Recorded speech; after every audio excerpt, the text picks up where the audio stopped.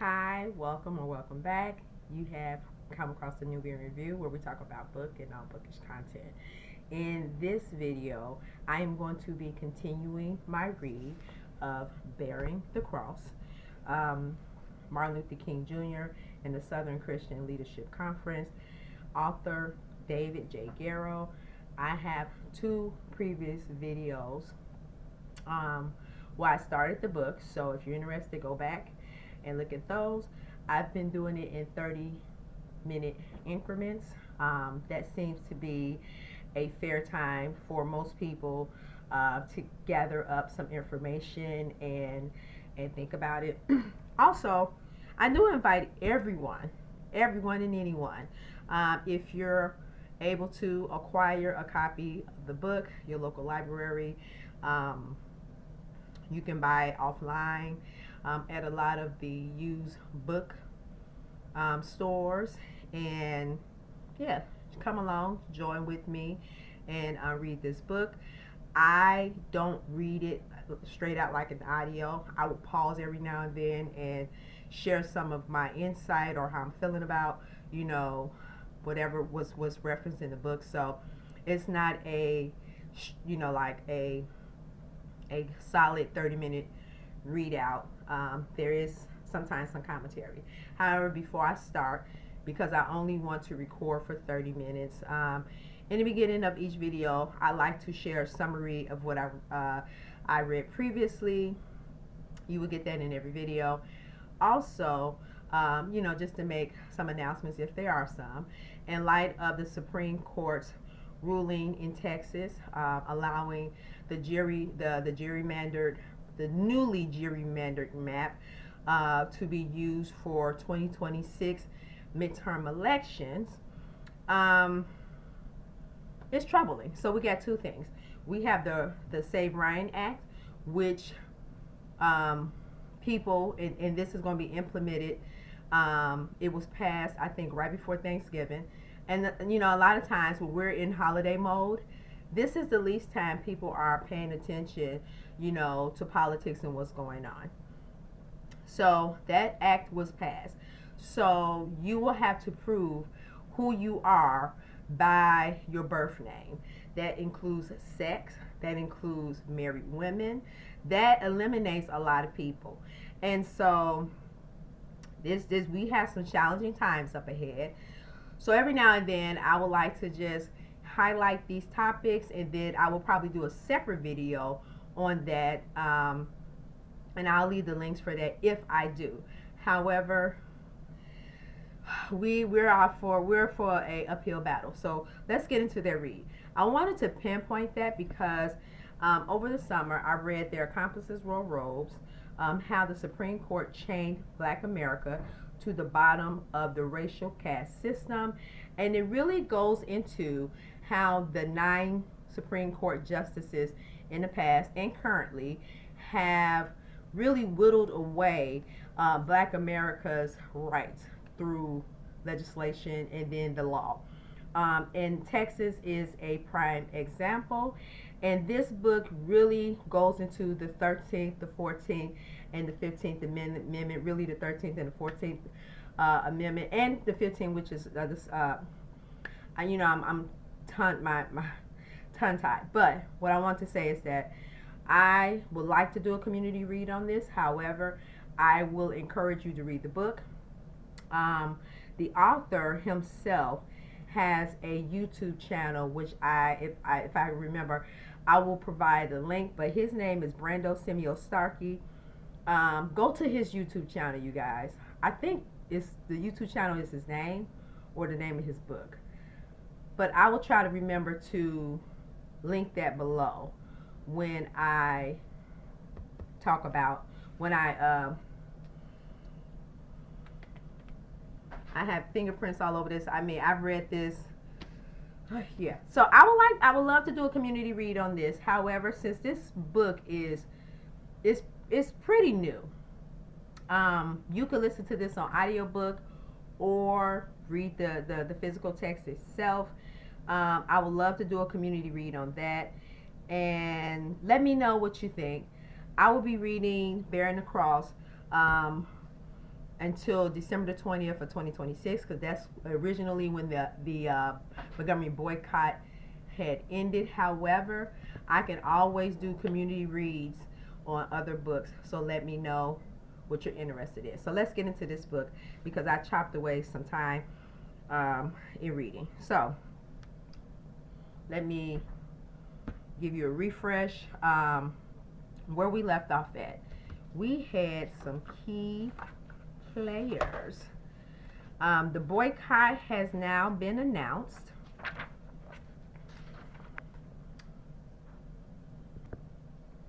So, the Women's Political Council, WPC, community activist group, they decided to get involved.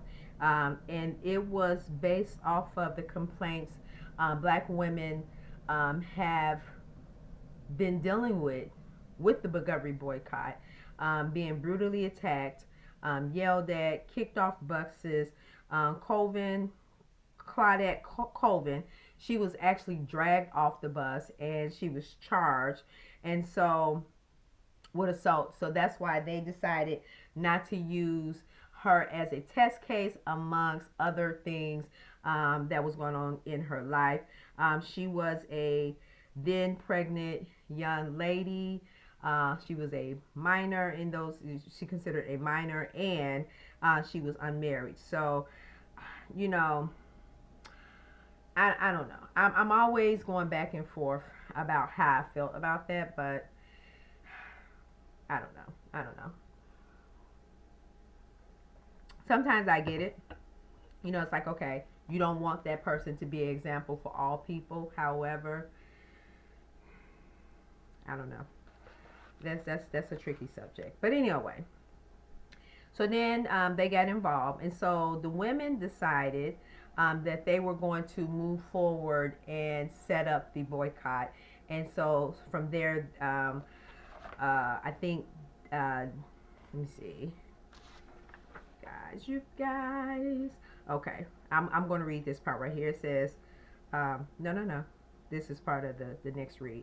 So the women, they did decide to organize a boycott, which historically black women have always organized in their communities. Like, that's just something that's in our DNA, right? If things are not right, we're gonna whip it together. Okay. So Claudette Colbert, she was, and I apologize if I've said her name wrong in the past, but Claudette Colbert, Colbert has been, you know, actively involved in the NAACP youth chapter, and so they are familiar with her situation. So let's continue with this reading. All right. So the long discussed boycott was about to get underway. After a fitful night, I apologize, I had to pause, so let me go over this again. The long discussed boycott was already underway. After a fitful night, E.D. Nixon arose early Friday morning to begin assembling the black leadership. Nixon knew that a mass boycott of Montgomery buses could not be accomplished simply by the WPC. And once again, that's Women Political Committee. Let me make sure that yes, Women's Political Council. And the few regular activists such as himself. Although the women had been the driving force behind all the black community efforts of the last few years, the mass protests would succeed only if they could obtain enthusiasm support of the Montgomery's black ministers. With that in mind, Nixon made his first call to the youngest and the most outspoken of the city's pastors, Ralph D. Abernathy. Abernathy, the secretary of the Baptist Ministers Alliance, told Nixon he would support the effort. Nixon queried Abernathy about when and where the black leadership should meet, and they agreed that a meeting that evening at a central downtown location was good. Abernathy recommended that he call the meeting in the name of the in the Baptist of the name of the Baptist Ministers Alliance, and that Nixon called the elder president of the group, the Reverend H. Hubbard, to secure his blessings. And you know, and I yeah, that was just a process. I think that was the right thing to do. I think that I have nothing to say about that. We'll talk about that in later discussions to secure his blessings. Abernathy also advised Nixon to phone one of Abernathy's best friends, the Reverend M.L. King Jr., pastor of Dexter Avenue Baptist Church, and asked if the meeting could be held there. In the meantime, Abernathy will begin contacting other ministers. Nixon quickly secured Hubbard's approval. He then called King. Nixon related the events of the previous evenings, told King of the emerging census to begin a boycott on Monday, and asked if the young pastor would join in supporting the effort. King hesitated. He had a newborn daughter, less than 1 month old, heavy responsibilities at the church. Only a few weeks earlier, he had declined to be considered for the president of the local NAACP chapter because of these and other demands on his time. He wasn't sure he could handle any additional responsibilities. Brother Nixon, he said. That sounds so Next, right? Brother Nixon, he said, let me think about it for a while and call me back. Nixon told King that he and Abernathy already were telling people to meet at King's church that evening. That's all right, King replied. I just want to think about it, and then I'll call you back. Nixon agreed. King had long to mull over Nixon's request before Abernathy called. Abernathy had heard from Nixon about his friend's hesitation and wanted to stress to King the opportunity that the Parks arrest represented. What the Parks arrest represented. King acknowledged that Abernathy was correct.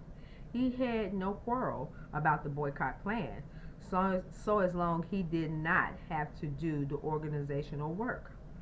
He would be happy to support the effort and host the evening at Dexter Church. Satisfied, Abernathy told his efforts of contacting additional ministers. And so, just to interject, how Black community organization had begun.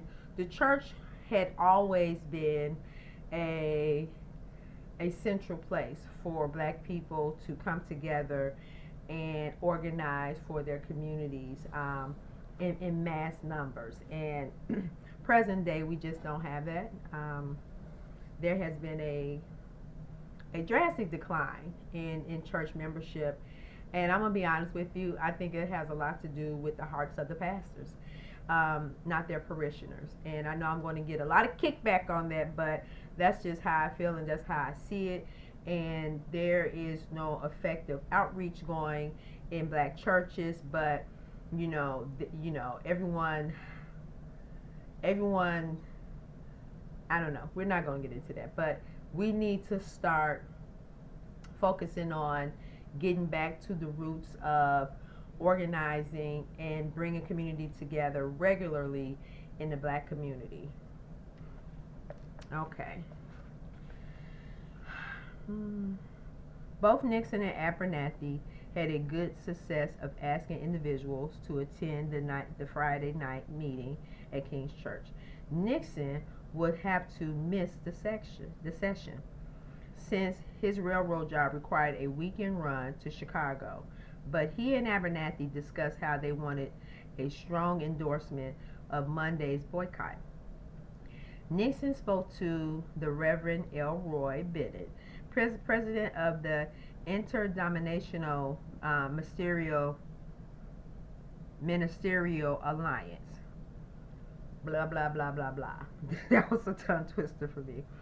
A recommendation with the Reverends Abernathy and Hubbard also concurred. Early Friday evening, as Mrs. Robinson leaflets circulated throughout Montgomery, some 70 black leaders assembled in the basement meeting of the Dexter Baptist Church. After a brief prayer of Hubbard, Bennett took to the floor and told the influential group that he did not see much of a extended discussion because Bennett knew full well how to organize a boycott. Let me reread that, you guys. Bennett took to the floor and took a influential group and told the influential group that he did not need for such an extended discussion because he knew full well how to organize a boycott. I'm gonna have to apologize because I recorded a few other videos before I'm doing this reading, so I'm kind of tongue-tied right now. Bennett lectured on. At the moment passed, more and more people became frustrated and angry despite repeated requests. Bennett refused to yield the floor.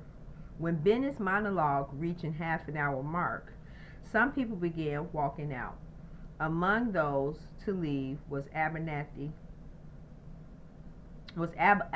State Professor James E. Pierce, one of Nixon's closest allies.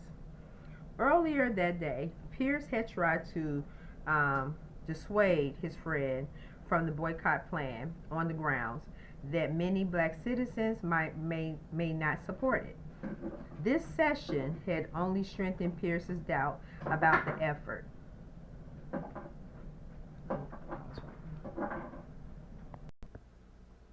Let me continue. I apologize, I had to pause. So where was I? Among those leaving was Alabama State Professor James E. Pierce, one of Nixon's closest allies. Earlier that day, he had tried to dissuade his friend from the boycott plan on the grounds that too many black people may not support it. This session only strengthened strengthened Pierce's doubt about the effort, as he feared that many individual leaders, like Bennett, was unable to put aside their rivalries and desires for self-advancement long enough to agree on a unified community effort. Don't we deal with that today, you guys? We deal with that today, yeah. You know, when the ego is huge, it doesn't land well.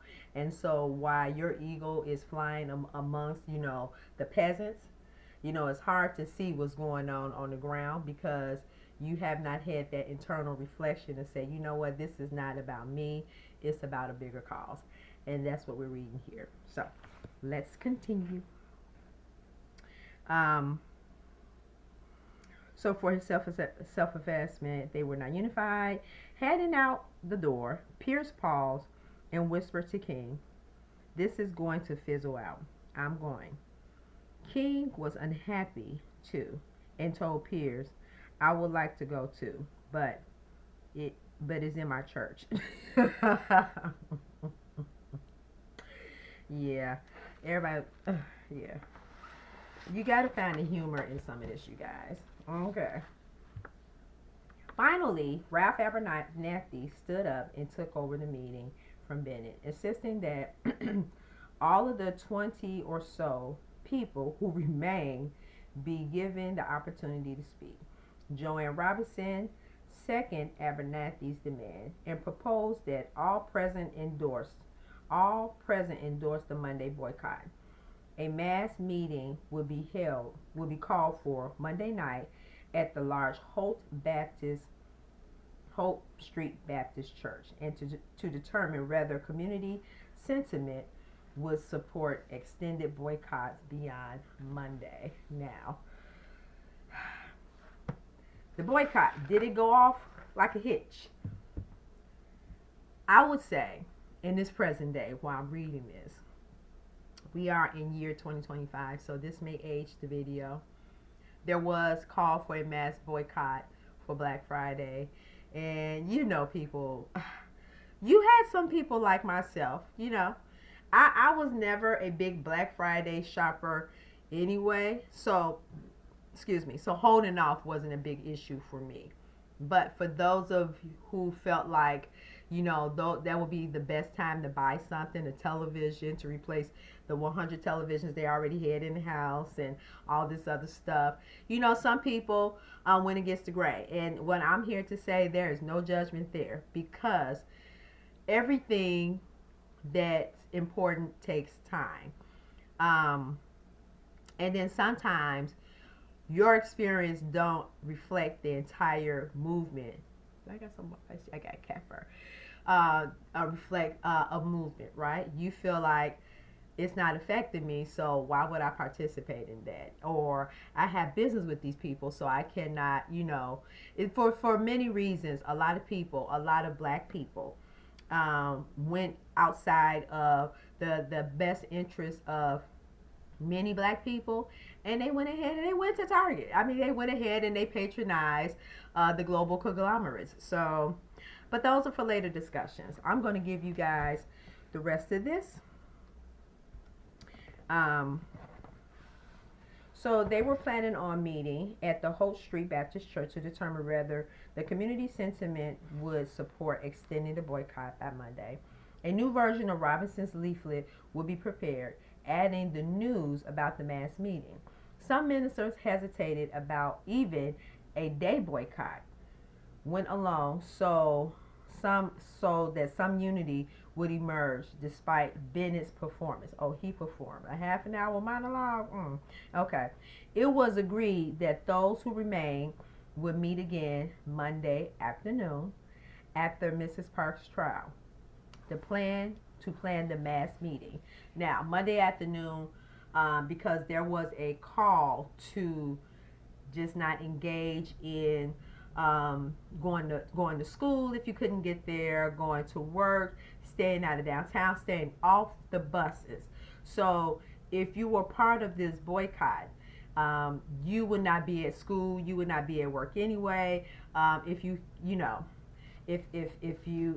were in the boycott and you had no way of getting there. So what I will say in here, it did not distinguish between just the leaders meeting or people who engage in the boycott. And I think I put a question mark there because it didn't differentiate between the two. Abernathy and King stayed at Dexter Church until almost midnight, mimeographing the new leaflet. Early Saturday, the distribution began with 200 more volunteering to give out handbills and door-to-door visits. Meanwhile, the taxi company headed by Reverend W.J. Powell was winning agreement for all the black cab firms to carry riders on Monday for only the standard fare of 10 cents. Then Saturday, King, Abernathy, and others visited nightclubs to spread further the news of the up-and-coming boycott. These are boots on the ground, you guys. Montgomery's white leadership also was gradually learning about the blacks' plans for Monday. Friday afternoon, one bus driver brought company manager Bagley to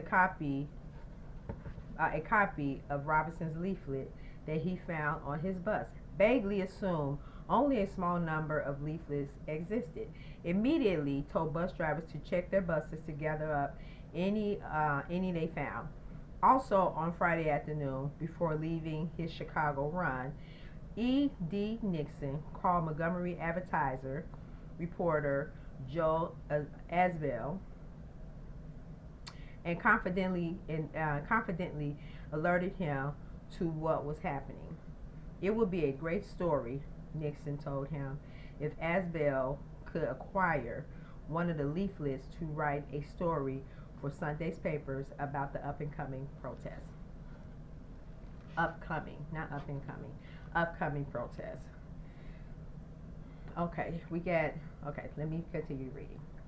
The first public word of the impending boycott appeared, however, in the Saturday afternoon edition of Montgomery's smaller paper, the Alabama Journal. It quoted that the bus companies Bagley said that he was sorry that the colored people blamed us for any state or city ordinance which we didn't have passed, and reported that he had discussed the news with the company attorney Jack Crenshaw. Montgomery City Bagley stressed that it had no choice in the matter. We had to obey all laws. Just as Nixon had hoped, Sunday morning's advertiser featured an Asbel story headline: Negro groups ready boycott for city lines. Quoting from the leaflet, Asbel noted how the Monday boycott would be followed by the community meeting at Holt Street Church. Precisely who was sponsoring the boycott or the meeting was unclear. However, Holt Street pastor A.W. Wilson declined to say who had scheduled the meeting at his church. Asbel named no other sources. The prominent news story had two immediate effects. First, Montgomery's white community was informed of the blacks' challenges.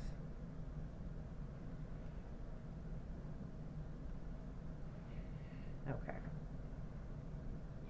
City Police Commissioner Clyde Sellers, a rabid racist. I'm surprised I didn't underline that in the past. Rabid racist. I might have to implement that back in my vocabulary. Rabid racist. Went on a local television to denounce the effort to say that Montgomery policemen would stand ready on Monday to assist those black citizens who want to ride the bus. He's gonna have the police assist those black people who want to get on the bus. They didn't need assistance before. They just want to be treated fairly. But yeah, okay. See, this is how they, victimize, like making it seem like black people are the problem. That you're gonna have black goons, terrorizing those who want to get on the bus. In our community, we've never done that. We've handled 99.9 of the things that we are dealing with love. We don't. Violence is not even out. Violence is the last call, and it's a self-defense mechanism. But let's get back into this. Okay. So let me repeat that. Commissioner Clyde Sellers, a rabid racist, went on local television to denounce the effort and to say that the Montgomery police would stand ready on Monday to assist those black citizens who wanted to ride the buses.